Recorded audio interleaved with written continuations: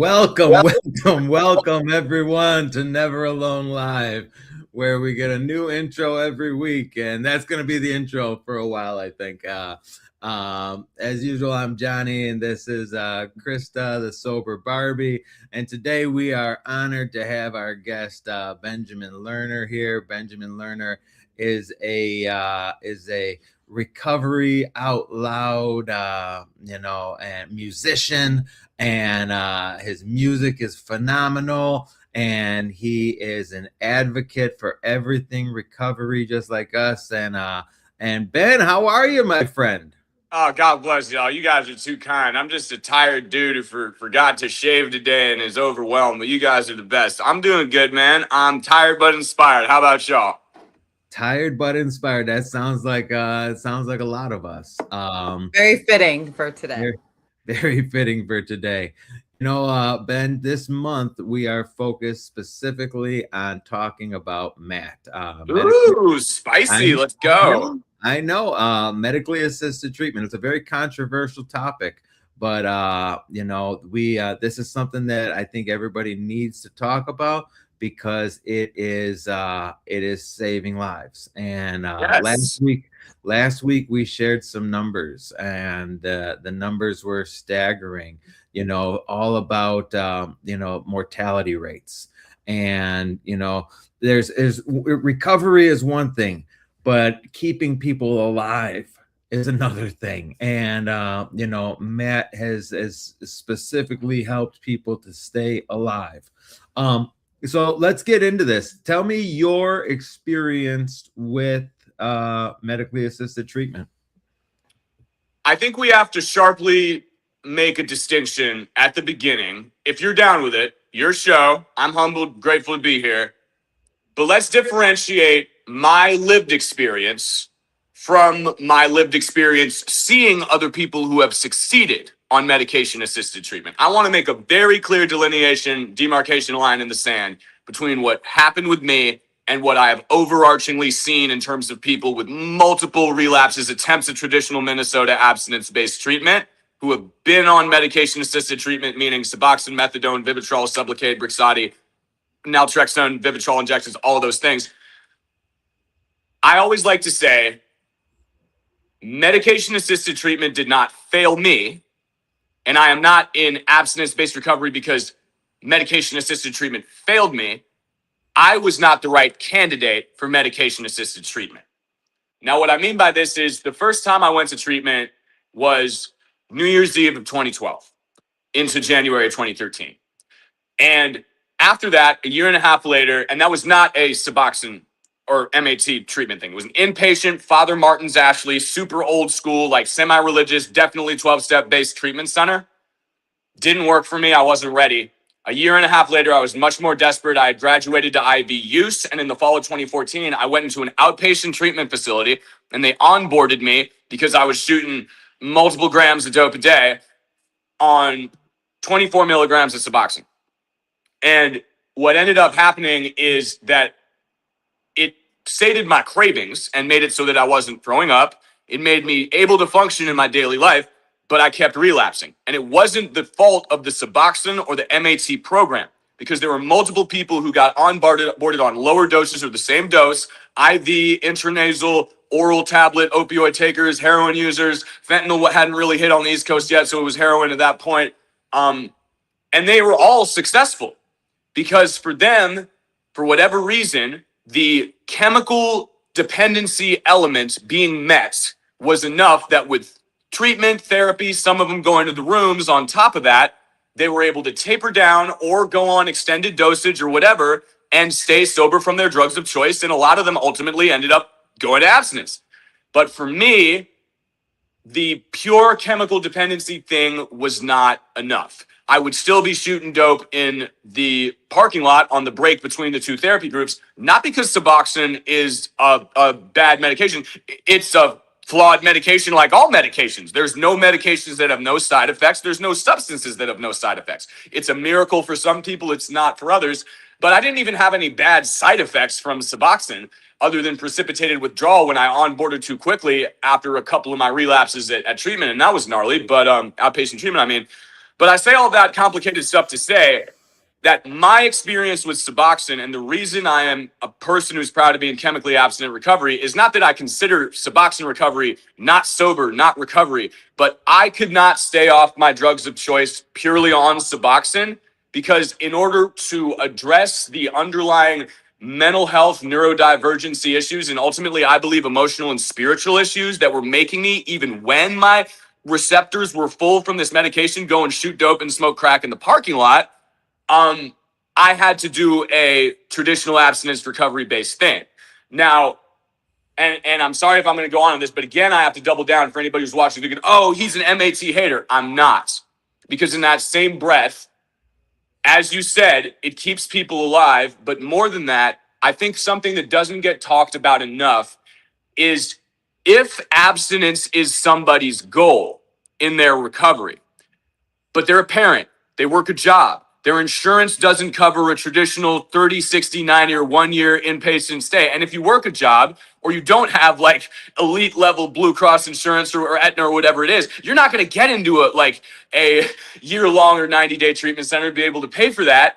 And you're not going to be able to have like sober housing, take time away from your job, like curfews and all this stuff. So especially with fentanyl, carfentanil, nitazines, xylazine, tranq dope, medetomidine, all these things, even though I got sober in 2016, tranq wasn't in at the level it is. Fetty was hitting the streets. I shot a fair share of Fetty dope for a couple months, but it's a completely different landscape. And so to expect people who are in critical fentanyl, xylazine, medetomidine, any type of illicit, like high level, 50 times morphine plus dependency with a 7 to 14 day detox program and no taper or medication after that to have the same shot at abstinence that, you know, dope users or alcoholics or like prescription pill users were having in the 90s or the 2000s is, I think regardless of your thoughts on what's clean and sober and what isn't, pragmatically, you have to look at the outcomes and the statistics and see MAT as a valid form of recovery.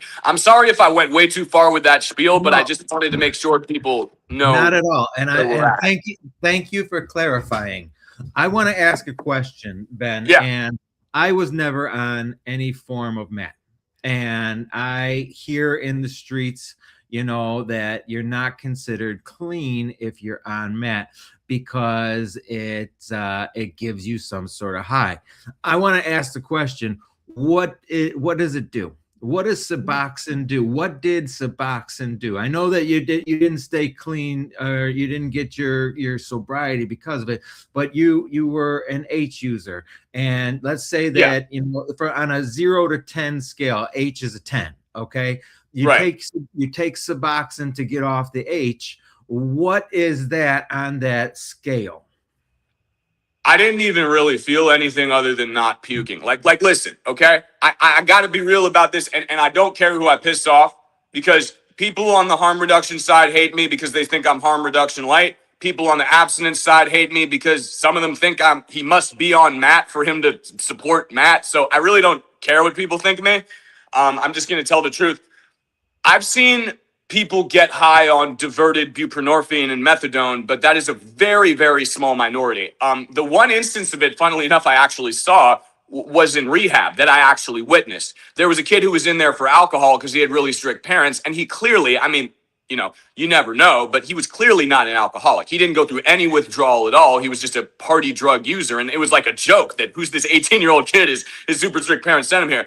Anyway, long story short, he traded a carton of cigarettes for someone's cheeked Subutex, and he took it with no previous opioid experience, and he got skyrocket Six Flags, like Sandusky, Ohio 400-foot roller coaster high. He was tweaking. He was on tweaking. He was bugged out like zombie. But that's not the person who is a candidate to receive Suboxone. Okay, so when I was shooting multiple grams of dope a day, when they put me on my first 8 milligram strip and the precipitated withdrawal, because I'm going to take a break from this to explain what Suboxone is, and I'm not the best scientist. So anybody who's in the comments who's actually a medical practitioner, feel free to comment and say he got this right, he got this wrong. But there's, in terms of opioids, what opioids do is they mimic endogenous morphine. If anybody has ever heard endorphin, that is shorthand for endogenous morphine. And so your brain already produces, I believe, thebaine, different codeine alkaloids, different morphine and morphinine alkaloids within your brain that release different chemicals for the brain's function and the body's overall function. So the same way that benzoyl aka cocaine, and MDMA replicate high levels of dopamine and serotonin, respectively. When you use any opioid, be it a mu opioid or a delta opioid, like kratom and 7-OH are one type, and then there's the opium, poppy, and synthetic stuff that hits the other receptors. I'm not sure which is mu and which is delta. I'm not going to go there, but there's two basic types of opioids. What Suboxone is it is a partial agonist. Okay? So dope, fetty, all those things are full-on agonists. They trick the neurological system into releasing high amounts of opioid chemicals by replicating a synaptic thing that gets all these chemicals to drop. What Suboxone, and then it fills these receptors, and you feel a certain amount of euphoria. Your nervous system depression and respiratory depression goes down. What Suboxone does is it is a partial agonist. So what it does is it basically is in many ways, a miracle drug, because it sates these. When you go into opioid withdrawal, your opioid receptors are essentially like crying out in hunger or thirst, needing to be filled to achieve homeostasis in your body. So what Suboxone does is it goes onto those receptors, and it doesn't get you high if those receptors are already crying out, because it's only there to meet like a homeostatic equilibrium and bring you back. It is not capable of inducing high states of euphoria in an opioid tolerant user. And so on the continuum, you have opioid agonists like dope, morphine, Dilaudid, like Vicodin, whatever. Then you have Suboxone. And then actually, if you look on this graph from agonist, partial agonist, antagonist, you have Narcan. So the reason Suboxone is called Suboxone and not Subutex or just buprenorphine, which is the chemical, is because Suboxone is actually sublingual buprenorphine and naloxone. And if you get the name brand strips, what you actually get is either, if it's a 2 milligram strip or an 8 milligram strip, you get a ratio of naloxone in the actual strip, which prevents any excess opioid receptor stimulation from happening. So every single person who's getting Suboxone is getting a simultaneous dose of oral and sublingual Narcan, naloxone, essentially. So that actually prevents you from reaching a dopamine or endogenous morphine peak and getting high. So when I was taking this strip, what it honestly felt like is it felt like I had shot dope like 6 hours earlier, and I was at the point where I was about to be sick, but I wasn't quite sick yet. There was no euphoria. There was no craving. It was purgatory, essentially. My system had been brought back to a homeostatic medium where I was not craving, I was not euphoric. And personally, for me, it actually sapped my ability to feel, and everybody's different, don't take this as gospel, it sapped my ability to feel like normal dopamine peaks. Like smoking cigarettes didn't hit the same, eating meals and exercising didn't hit the same, because my system had been equalized through this opioid system. And that might not be for everybody, but it nullified my body's excitatory response to being an opioid withdrawal, but it didn't get me high. So if someone has like never taken opioids and they take an 8 milligram Suboxone strip, they're going to be loaded. But if someone has any type of opioid habit and they take the amount of Suboxone that a clinical physician or like detox specialist prescribes relative to them being honest about their habit, you're not going to get high at all. You're just not. And anybody who is using that as an excuse that diverted bupe is like a way to get high, lived experience aside, I think doesn't really have a grasp of the science. Their intentions might be good in wanting people to have the same sobriety, spiritual experience, life-changing, whatever, and that's up to them. But within the science, it's literally not doing the same thing as dope or fetty or like pills are doing. That's amazing. And dude, Ben, I love you, brother. You are. Love you too, man. I'm sorry. I'm going to get drawn out because we need to talk about these things. I'm telling you, I am so excited that you're here and you're so knowledgeable about this. And, you know, this is like we talked about, we started off, this is a controversial topic. And yeah. I honestly think that people are scared of it because they don't know about it. They Yeah. don't know these facts. Here I am. I'm an old man. I've been in recovery for a long time, but I've been straight AA and straight fed the book. And I'll be honest, I was judgmental towards Matt. I didn't know anything about Suboxone. I didn't know nothing about methadone. I don't know nothing about opiates. But here I am. I'm going to judge based off of popular opinion, which says that oh, well, you're just going to get high on something else. You're going to just switch addictions, and by actually coming on here and talking and hearing you talk so eloquently, but be honestly about this stuff is crucial to, I think, everybody involved in recovery. Well, thank you. And I want to make one key difference here as well, which is I think that although people would still feel stigmatized and maybe the harm reduction and MAT community don't want to take the conversation here, for the sake of transparency and objective clarity, let's make the difference between switching one addiction to another to switching one dependency to another. Let me put it this way. So when I switched from dope and fetty dope, depending on whether it was 2014, 2016, at the end I was shooting fentanyl and like Trank from like New York or Philly. At the end, well, not Trank, but fentanyl laced dope when it was hitting the supply. But in 2014, when I first onboarded, it was just heroin. When I switched heroin for subs, the chemical dependency was being sated, but the whole reason I wasn't able to stay sober on it is because the addiction part was not. Like, some people do abuse Suboxone or Subutex. Usually Subutex, not Suboxone. And they shoot it or they sniff it or whatever. It's not pleasurable to do that. I haven't done it. It's not usually an addict's preference to do that because it's not the most euphoric thing. Some people do. But the point is, the reason I think it's kind of a catch-22, right, is because if someone who is an addict like me does not have the addiction part, like let's say someone who is even like an AA big book thumper is like, okay, well, yeah, they're away from their drug of choice, but they're not sober. In this objective experiment, someone gets off a dope, stops drinking too, right? And then they get on Suboxone, but then they go shoot dope. That's still considered a relapse on their drug of choice. You see what I'm saying here? Like, if someone's on psych meds, if someone's on like Depakote or like lithium or something, and then they go like smoke meth, that would be, it's a completely different thing, but that meth relapse would be different from their chemical dependency on a substance that is supposed to regulate their stuff. So yes, it is swapping one dependency out for another, but unless someone is using Suboxone, misusing it, and intentionally like IVing it or sniffing it with like emotional and spiritual like addictive tendencies, it's kind of apples and oranges, because I understand the whole NAAA thing of like the allergy, one is too many. Like, I understand that. And for some people's lived experience, that is certainly true. And there's validity to those people's lived experiences.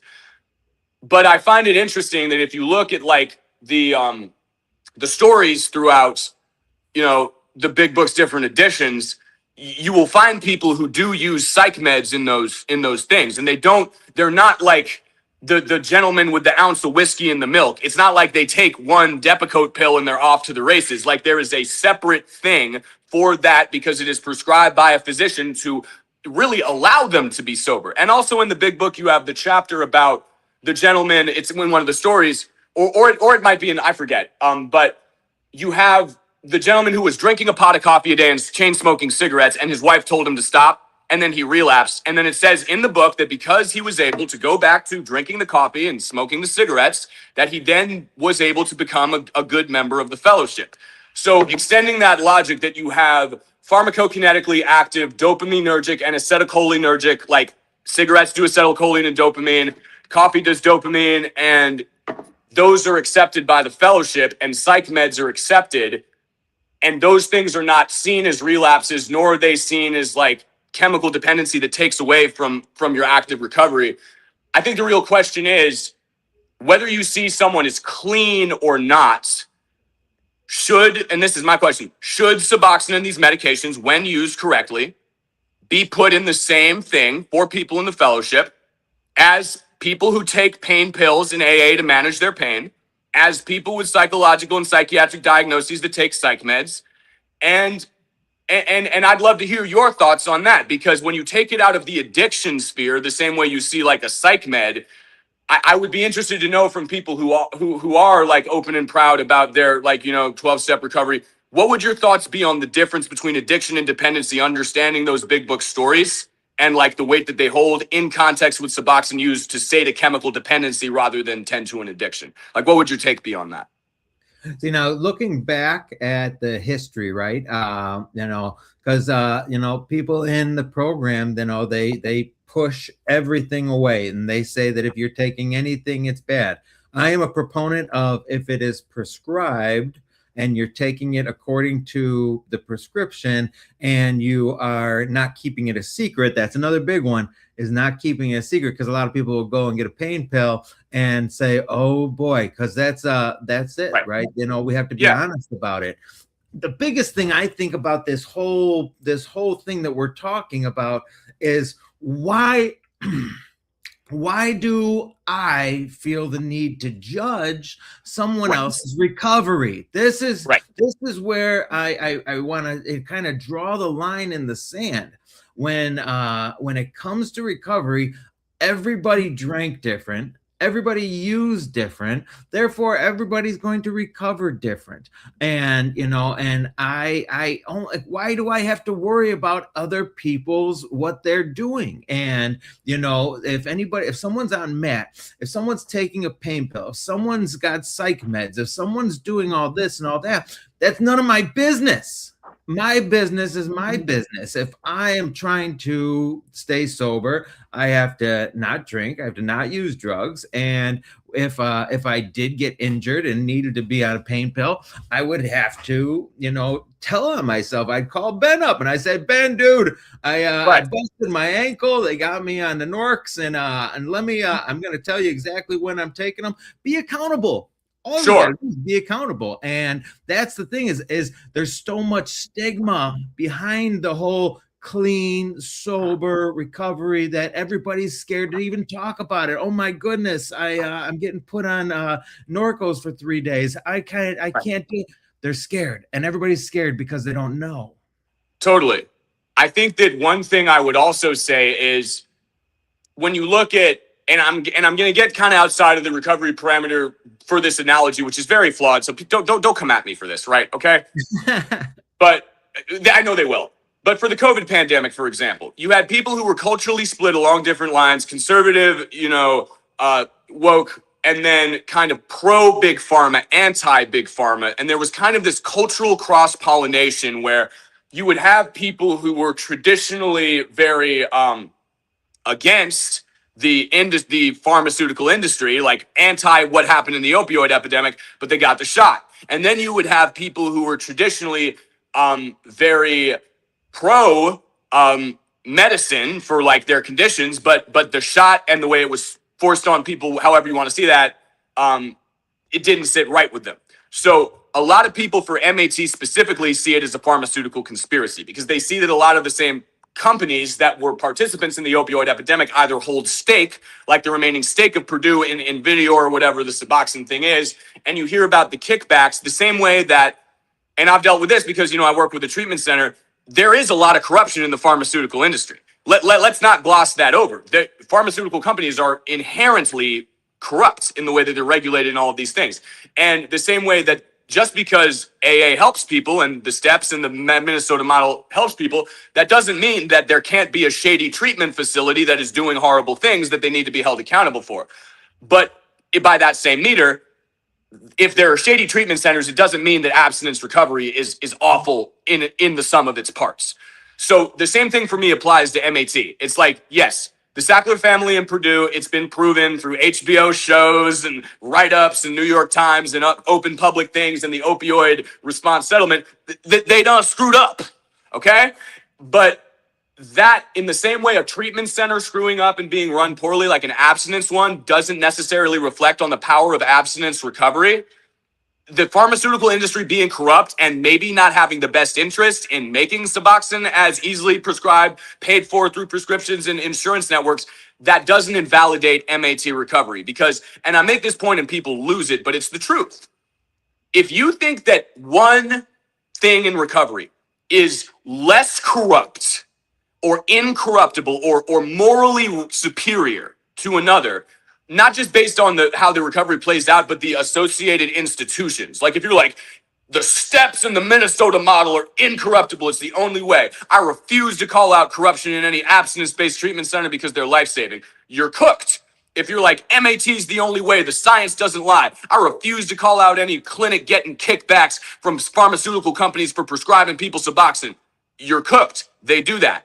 And if you look at harm reduction organizations and you're like, harm reduction saves lives and the statistics don't lie, I refuse to call out any greedy NGO nonprofit executives who take from all of these federal block grants that are supposed to help homeless people and people struggling with addiction and dress their wounds and keep them from dying in Narcanum and use it to buy a beach house in Laguna.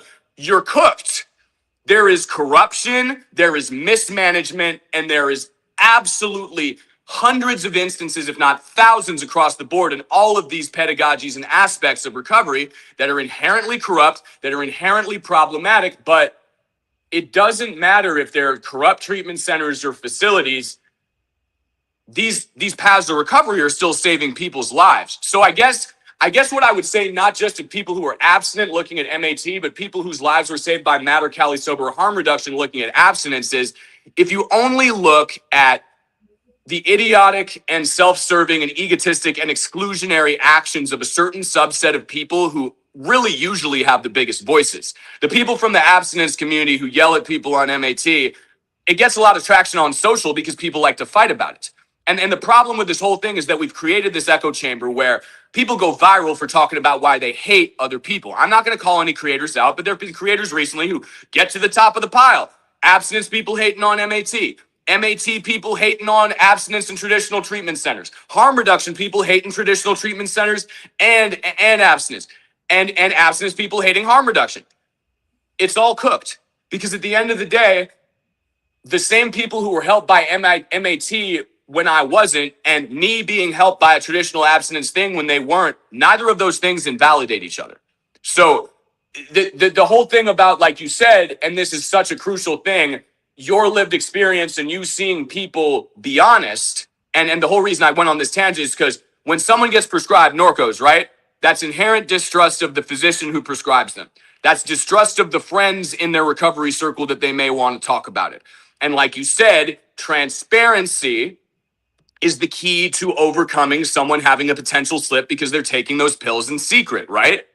So if you look at the overall community and you see that there's no way we're going to know how many people in the rooms right now who are claiming abstinence recovery are not actually abstinent and are on psych meds, MAT, are taking THC or CBD-based stuff for their pain, but because of the stigma, they're not being honest. So my next question to you would be, do you think that there's a happy medium in which case maybe not even the rooms, but just the abstinence recovery community can play in kind of encouraging openness for the people who are prescribed painkillers or Suboxone? Like kind of like maybe this isn't our definition of sober, but we can still talk about this and welcome you in and have respect, because I think the real part of this where people accuse the abstinence community of to be honest, not killing people, but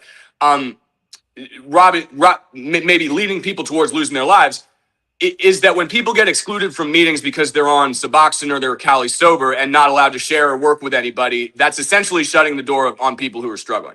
So how do you propose, as people who are very openly active, doing life-saving work in the abstinence community, how would you say you should welcome not just the people who are taking prescribed medications, but people who are maybe on alternate paths of recovery but might be interested in becoming abstinent? Like how do you bridge that gap without sacrificing a place where people in abstinence recovery can thrive? Because that's what I would love to see, is people from other paths of recovery being welcomed into the abstinence community the same way that all these people are flocking to like Quinn Lapierre's Cali Sober community, because it's not exclusive. How do you think that could work? I think the key is open lines of communication and people recovering out loud, and people, kind of rejoicing in all forms of recovery. And, that's the thing, is rejoicing in all forms of recovery is ultimately the key. Instead of saying, and it's human nature, man. And the way we're raised to say whatever I'm doing is the best. And and that's not always the case. And when we're raised in that way, we're never going to look at the other ways. And open-mindedness, honest communication. I had a Zoom meeting the other night, and we brought up Matt, and there were 6 people in it, and a few people had their minds set on what they thought Matt was all about, and what they after the conversation, minds were changed. And it was open dialogue. It was able to ask questions. It was able to voice concerns. What are the concerns? That someone is off of these powerful, deadly drugs and on something that has been found by doctors to help. Why is this your concern? Why is this your issue? This shouldn't be your issue. This should be open and hugged, because these drugs out there are killing people. Yeah, and I think that's a very mature outlook. And here's the part where it gets to me, and this is the part where it goes from, oh, he's breaking this stuff down, he's taking a non-objective standpoint, where I am going to get objective, but I'm not going to praise anybody. Like the Shakespeare play, I come to bury Caesar, not to praise him. I'm not trying to praise any facet of recovery. I think the problem, like I said before, and this is the truth with all media today, not just social media, and you're seeing it interlinked. Like, I'm going to get out of recovery, so forgive me for going on this tangent. I know everybody's like, this guy's had way too much coffee, but I'm just trying to say what I think needs to be said in like the hour time before I got to go like do dad stuff. So forgive me.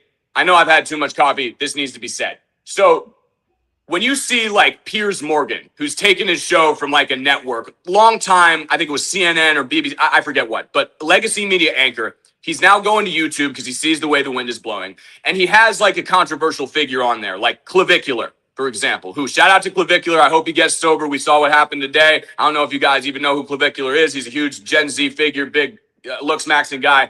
We went to the hospital for an OD. I hope everybody's hating on him. I hope he gets sober. But a couple weeks ago, Clavicular went on Piers Morgan, and it seemed like it was already structured from the time it came on to create these kind of artificial argument points for viral content. So what I mean by this is, even outside of the recovery community, the way the algorithm goes, whether it's political differences, cultural difference, this type of music is corny, this creator did this, like there's this whole echo chamber where the content that people consume on their phones and their screens or whatever is optimized when people have an argumentative, angry point where both people who agree with them and disagree with them can co-engage, reshare, and make that the prevalent take. That not always, sometimes you see positive stuff, but as recovery creators, tell me if I'm wrong about this. Spicy content does better in the algorithm than positive content 9 times out of 10. Am I wrong? Yeah, you are 100% correct. Okay, and then knowing this, when you think about the way that social media connects people, and you think about what goes to the top of the FYP, it's not the whole, sometimes it is occasionally, and I love to see it when that happens. Uplifting stuff, lived experience stories, or informative stuff from people in the MAT thing. Like, I love it when people do that. But 9 times out of 10 for anything, not just recovery, it's the argumentative stuff. So then you start seeing people who build their whole platform, like 8 out of 10 posts at least, whether it's abstinence people bashing MAT and harm reduction or alternative recovery bashing abstinence. People are literally being incentivized, not like they used to be in the rooms where people would have go, oh, I don't like these methadone clinics, or people who would be out doing harm reduction work in the streets of Portland, like, I don't like these meetings where they don't let people in who are still in active use and speak. That's what it used to be before the phones. In the earlier days of the crack and like heroin epidemic, when it was the rooms, it was treatment, and yeah, there were methadone in the beginning of Suboxone clinics, but it wasn't being, lived experience was not televised on the phone with people agreeing and disagreeing. And the online recovery community is so beautiful because people can connect in different ways, but the echo chamber gets amplified when the biggest voices on both sides are the people who are not lifting people up, but tearing each other down. And so what I really want to say to people on this is not, is MAT valid? I believe it is. I used to get mad when people on the other side did, and I think it can be stigmatizing and harmful. I think it can push people out, not just of the rooms, but of even considering abstinence, because they have these cultural prejudices when they have lived experience of people in abstinence pushing them out for being on MAT or Cali Sober. I think that's all problematic. But I think what's really problematic is that you have the celebration of amplified argumentative debate and discourse that really doesn't push anything forward at all. And so that's why I'm so grateful that you guys are doing this with me today. And I hope you do it with other creators too, regardless of whether they have the same viewpoint as I do. Like I'd be interested for you to get someone in the harm reduction or MAT space back on. And even if you disagree with them and they have a vehemently opposed take to abstinence recovery, let them talk. And then if someone who's super hardcore abstinence comes on and says why they don't believe in MAT, have them on too. Because in this incredibly polarized world we're living in, like you said, when the people in that small closed like meeting or like open like Zoom group you were doing talked about it, a new consensus was reached. And it didn't happen from viral angry videos. It happened from people relating to each other as people. And so whenever somebody comes on one of my videos and says, you're this, you're that, you're a thumper, you're blah, blah, blah, I'm like, I asked them an honest and sincere question, which is, would you like to have a conversation here and actually talk about the nuance and subtlety here? Or, with respect, is your agenda and your aim to create a platform on attacking me and people on this side to grow your own influence? Because if that's what you want to do, if that's what's going to feed your family and give you validation and purpose, who am I to stop you? But if you actually want to talk about why all paths of recovery can work together and why we don't have to be siloed in our thought bubbles and hate each other, here's your chance.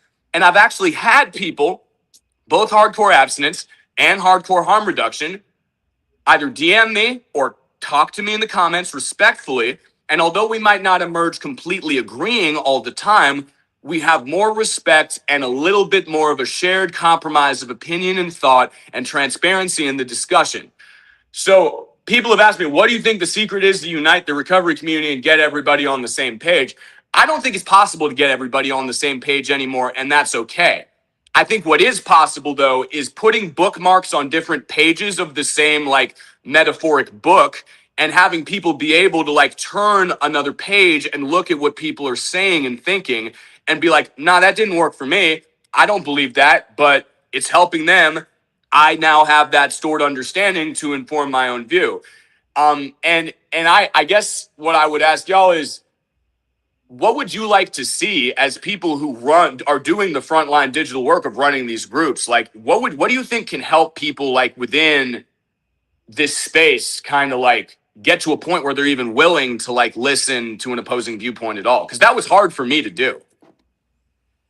I think there's a if we could get people to stop bullying and taking other people's inventory is really what it comes down to. I went through a experience a couple days ago. I posted a video of a clean drug test, 100% clean, and I got kind of attacked because I was stigmatizing and I said, this is my experience, and for my household, it's very important. And why can't we celebrate? It's hard to have a complete clean drug screen. And I don't hate people who are Cali sober or like whatever works for you. But like with my husband and I, it's very important to us that we have a clean drug test, and he is on MAT, and I support that. Like I'm right there with you, but it's just the attacking that comes out of it, and it's like you're wrong. And I celebrate everybody. That's the key to it. We got to celebrate everybody and everybody's journey. And if your life is manageable and you have somewhat control of what you can control and you are happy and an active member in society, let's celebrate that. Whether you are Cali sober or on MAT, and we're not visiting you in a grave. You know? I agree. Johnny, what do you think? I mean, I think if we're gonna get this out there, it's got to be it's just open communications. But and it's I like that both of you guys have brought up the fact that you've had negative comments. Anybody in recovery, the three pillars are all the same: honesty, open-mindedness, and willingness.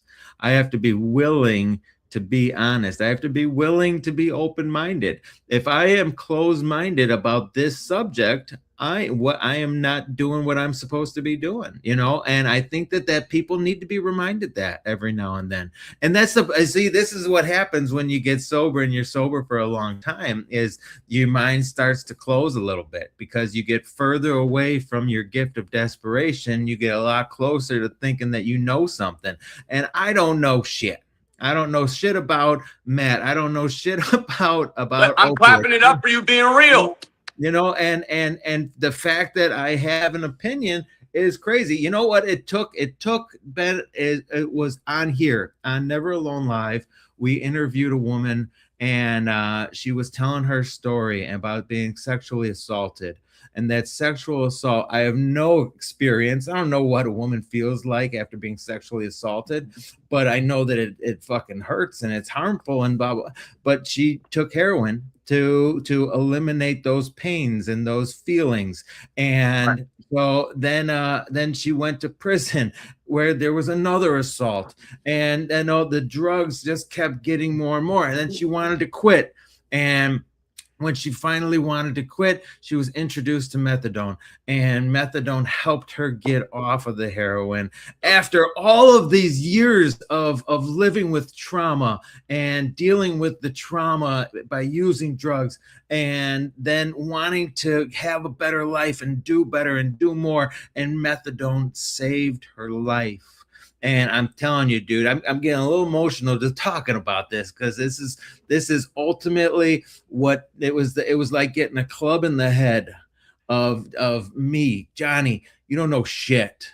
And open your mind up and recognize that these things are needed, and everybody's recovery is different because everybody's life is different, and not everybody is going to recover the same way. Can they? Is my program's a great program, and I think if you're going to be on Matt, you should work some sort of program as well, because it helps you clean out the insides, look at our character defects, our shortcomings, yada yada, all that stuff.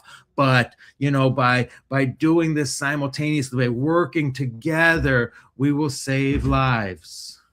Amen. I mean, I love Kalichi's take on it. When I was up in Maine doing a show with him like a couple months back, he told me about the peer counselor work he was doing. And, you know, Chaz isn't fellowship specific, although you can probably read between the lines with his language, but he's an active proponent of traditional recovery, let's put it that way. But he's also getting into like peer work, which is based on like meeting people where they're at. And I was like, how do you reconcile those two things? And he said in his Chaz has a great way of like saying what I do in like 20 million sentences in like one. He's like, I believe everybody can get sober through a 12-step program, but I'm not everybody. And I was just like, wow. So here's an example of a guy, literally the before social media, before TikTok, the social media internet face of recovery content culture. Abstinence-based to the core.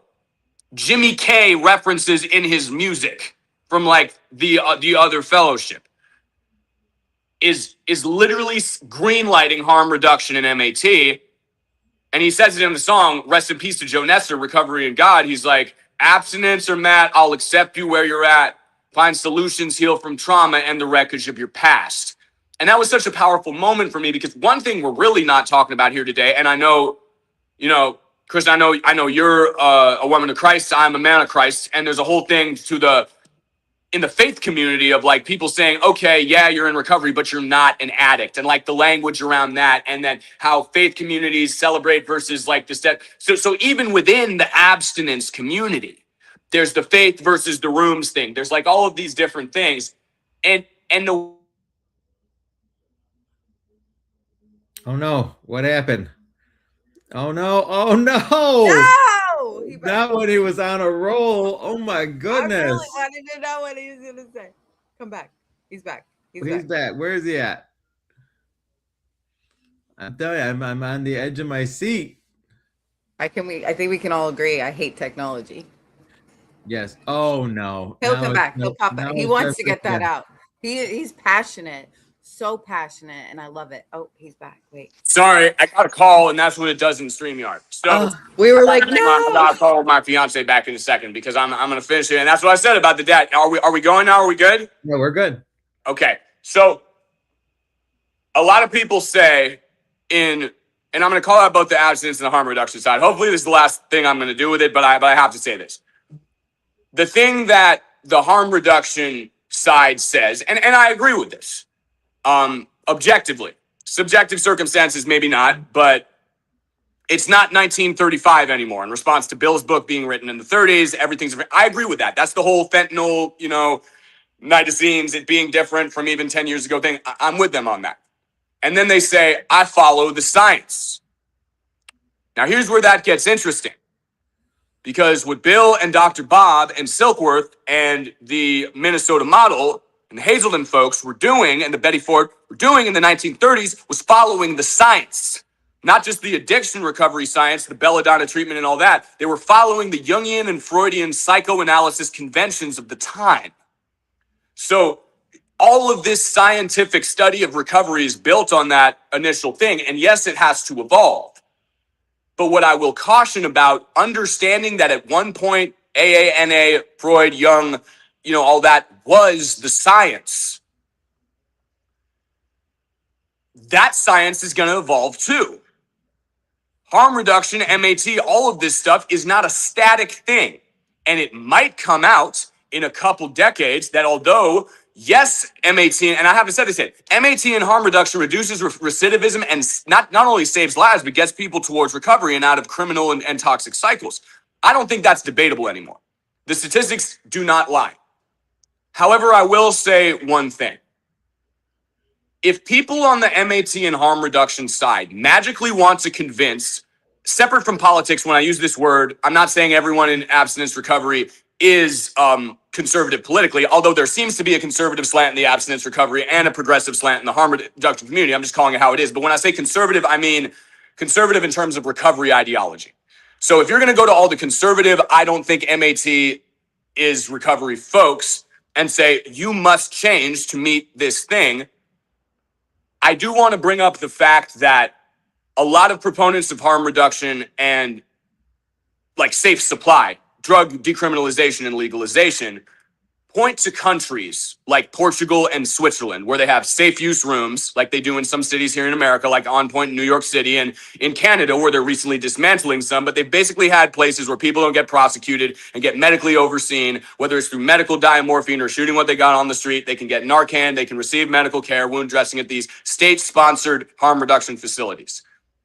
And that's based off of models they have in Portugal and Switzerland, where harm reduction stuff is integrated with the mental health care system, which I agree with. What I'm saying is, I don't think in the same way you can't get everybody in the harm reduction community to accept people in the AA old school recovery community where they're at. The one flaw in the harm reduction thing for me is thinking that we can automatically become Portugal or Switzerland overnight. Because the same way the AA people have to understand that it's not 1935 anymore. And even if someone doesn't live up to the tenets of NA or AA or like any of those abstinence-based fellowship things, maybe they're not clean or sober by Bill's standards or whatever interpretation of the first 164 of the stories you want to use, or the step work charts, maybe they're not. It's really irrelevant to me. But in that same thing where you're trying to bring that reality into where you're at now, what I tell people who are harm reduction proponents who say, well, the whole thing is the system screwed up and it should be legal. And if only everything were legal, and if only this and if only that, that's not going to happen. So building a system of care around the expectation that the American criminal justice system and treatment system is going to remove corruption and automatically legalize drugs and even put safe use and harm reduction sites in every city and make it legal is I believe a bit flawed and problematic. It is the same energy as people thinking that the rooms work for everybody. And I guess what I'm saying here is whether your end goal is to get everybody in abstinence recovery, or your end goal is to get every single state and medical system to overnight convert to a harm reduction safe supply modeled after Switzerland or Portugal here in America, those are unrealistic goals. You're not going to get everybody AA abstinent, sober, and in the rooms because the rooms aren't big enough. Even in virtual meetings, that would not work. You do not have the capacity. You do not have the capacity to do that, nor would that even be a good thing. And you can't get every single Minnesota treatment model to convert to an MAT-friendly harm reduction facility and get drugs legal and do what they tried to do in Portland everywhere and it didn't work because we're not Switzerland and we're not Portugal. So the moral of the story for me is this. Whether you believe MAT is sober or not, you're not going to be able to magically get everybody on MAT into the rooms happy to be practicing the program because, as they say, open-mindedness and willingness. You can't magically make someone open-minded and willing, no matter how much you want, and force them to work AA or NA. You wouldn't even want to do that. And on the harm reduction side, to temper that, it's like you do not have the power to change the system overnight, no matter how good of an advocate you are. So expecting everyone in the rooms and everyone who, like you guys, got sober a decade and change ago when things were different to automatically get everything they're trying to say and move their whole understanding forward overnight is similarly irresponsible and, quite frankly, a bit arrogant. It's arrogant of the AA people to try to get everybody 12 steps over. It is arrogant of the hardline harm reduction people to think they know exactly what has to happen for the system and to say, I base it on the science or I base it on the steps. My whole thing is, why can't both things work for different people in different circumstances and coexist in a nuanced way where we don't have to throw the baby out with the bathwater on either way? We can have overdose prevention centers and abstinence treatment centers. We can have the rooms and Cali sober peer support groups. I mean, I hope I'm not just like an angry old man screaming at a cloud, but it just seems everything's gotten so polarized and people are so up in their own heads that people would rather talk about realities that wouldn't even be good if they existed, these fake utopias, than actually address what's there. Am I wrong, or do you even, does that even make any sense? Ben, this makes complete sense. And, when talking solution based, the conversation is always going to be it forever. It doesn't matter. It's going to be forever that it's going to be like this until people's eyes are opened more. And unfortunately, the dealers are winning. The cartels are winning, and they are far more advanced than they ever were before.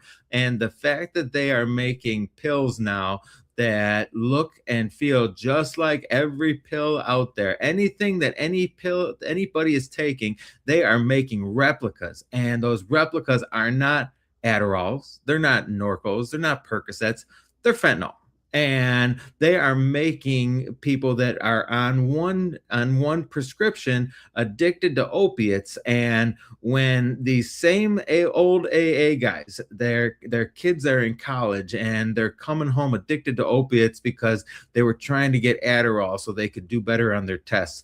This is when things are going to change. This is when minds are going to have to change. And, so as much as we want to talk solution and we want to talk about Matt, I think that the conversation has to be about prevention as well. We have to be talking about this stuff. We have to be talking to the kids about this. We have to be putting this message out there that there is no more experimentation. There is no more idea of, my buddies are all smoking weed, I'm going to try smoking weed. People are dying because there is fentanyl laced weed now, and it is much stronger, and it is.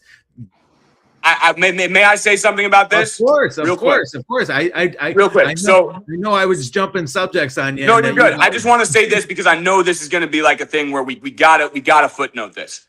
So there's a very big debate about whether or not weed is actually laced with fentanyl. I knew he was going to go there. Combustion temperature. Listen, I've heard stories from people. I'm never going to tell an angel family that's not the case, but I'm going to take it a step further. My whole thing is whether or not the friend who supplied someone with a pill told them that it was weed and it was really a pill, or whether it's weed. I've heard different things. It doesn't matter to me. Okay? The fact is that illicit fentanyl is killing people. And regardless of whether you use a scare tactic thing, it's in the weed or not, the fact is it's in the supply. And it doesn't matter if the kid smokes weed that isn't laced with fent or is, but that couldn't kill him, and then goes to drink and goes to do whatever.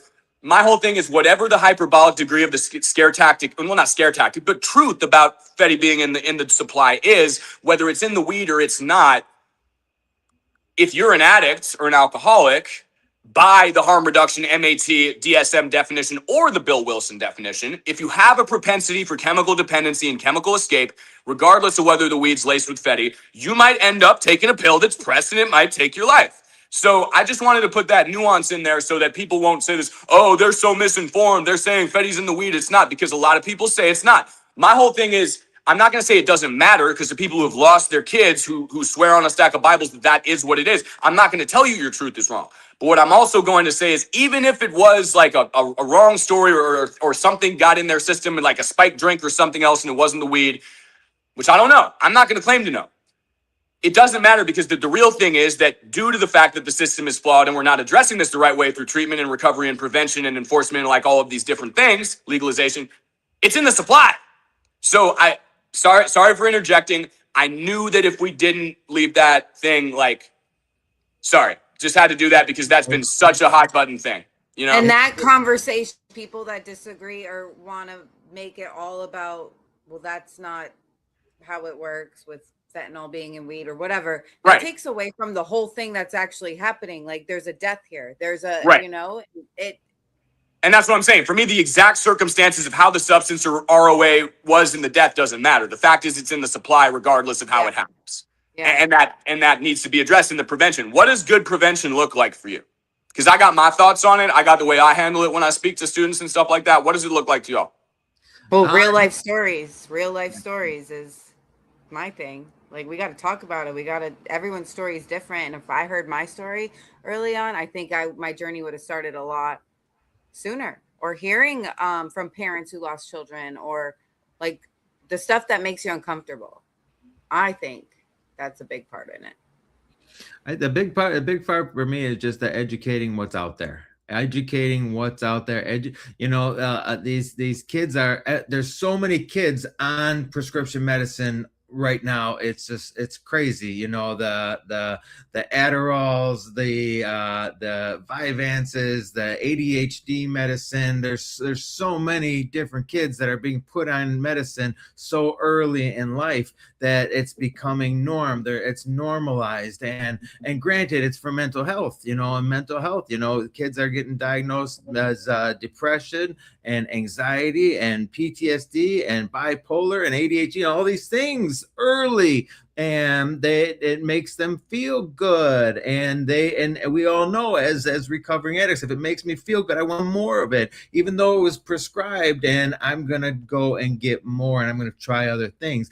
I want to educate these kids what's out there, and that the cartel is really catering towards them right now, and they are looking for this next generation of addict. And if you're not an addict already, they're going to help you get there. And this is the education I want to put out there to the kids. And what I would say about the cartel is, whether it's Juarez, Sinaloa, like Zetas, like whether it's Dominicans, like whether it's American gangs, whether it's Canadians, whether it's China, which I have my whole spiel on that. Go and look on the Stop Chinese Fentanyl Act and all the supplementary documents supplied by Mike Gallagher and Rajana Krishnamurthy. You'll see that this gets deep. It's not just the cartel. It's an international synthetic organization that honestly our own government was complicit in, like, allowing to happen in multiple administrations, both the Trump and Biden thing. Don't get me started on that. Okay, I can do a whole 3-hour podcast with supplementary documents on that. But when you say the cartel, here's the problem. One cartel with one press machine gets knocked down. Cool. You got a couple metric tons of fentanyl not hitting Albuquerque or hitting Atlanta or hitting Charleston, South Carolina, whatever. Here's the problem. One kid with a computer can order a pill press and a brick of Fet for the same price as a used Toyota on the internet and be in business stocking their whole city regardless of any cartel. So what I'm grateful for is that there are people working to, like, actually reduce that, which is kind of like a hydra. You cut one head off, but that's why you say prevention and recovery is the key. I support large-scale fentanyl enforcement. I support it, and I support recovery and overdose prevention in Narcan too. And I was saying that before. That's the thing that blows people's heads off with me, is that I can be pro large-scale fentanyl enforcement and international organizations stopping that and getting people sober, abstinence, and MAT and harm reduction. But the truth is, from prevention to enforcement, harm reduction, abstinence, and MAT and Cali, you need everything. People want to say one lone soldier of abstinence recovery and prevention on the battlefield is all that will be needed. And people are like, one soldier of harm reduction and MAT is all that is needed. And I'm just like, how about everything? How about all of it fully funded and full buy-in from everybody, regardless of political or cultural affiliation or faith or lack thereof? How about all of it? And people are like, well, then my team won't win. And I'm like, get over it. Let's save some lives. Let's save some lives. That was so good. You're so right. Thank you. Ben, I'm telling you, we've been on for an hour now, and I appreciate you so much. And if anybody wants to get in touch with Ben, what's the best way to get in touch with you? Look for the pretentious guy with the 90s blockbuster clerk hair coming up on your FYP, and go to benjaminlerner.com. Look at the cringe rap dad recovery rap videos and Turk Street and Price of Addiction. And if I ain't the creator you like, go through your FYP and find someone who's not as cringeworthy as me. I would rather you find someone who resonates with you and your generational outlook and your path to recovery than be stuck with me walking my dog around the block. But if you want to hear some lived experience, rippity raps, and content, Benjamin Lerner is everywhere. You can't get rid of me. God bless. And he has a website. He has got a website with his name. I do. I have a .com. Look at me. We put your website in the comments. You have a new song that just dropped, and Sequence of Events. Yes. Sequence of Events is on YouTube right now. We put the link to Sequence of Events right here. My favorite song is still Turk Street. I love it, and I can't get enough of it.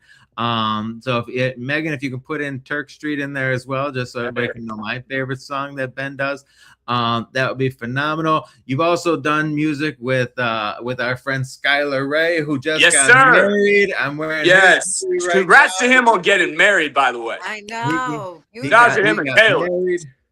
And we love him and love you, my brother. I'm so love you too, man. Love you too, both of y'all. You came here and joined us for this conversation. We're probably going to need to talk more about it. We're going to need like 17 sessions with Ben. He's going to be sick. Bring me back whenever you want to put the spice meter up to ghost pepper. If you just want the jalapeno, just get somebody else. I'm about to keep it too spicy. You know how I get that. We like it spicy around here because this is the conversation that will open ears and hopefully change people. And our whole key here is we want to help and we want to save lives. And Ben, thank you for being the voice that you are. Everybody, thank you for tuning in this week. God bless. And we'll be back next week, and can't wait. Yes, thank you. See ya.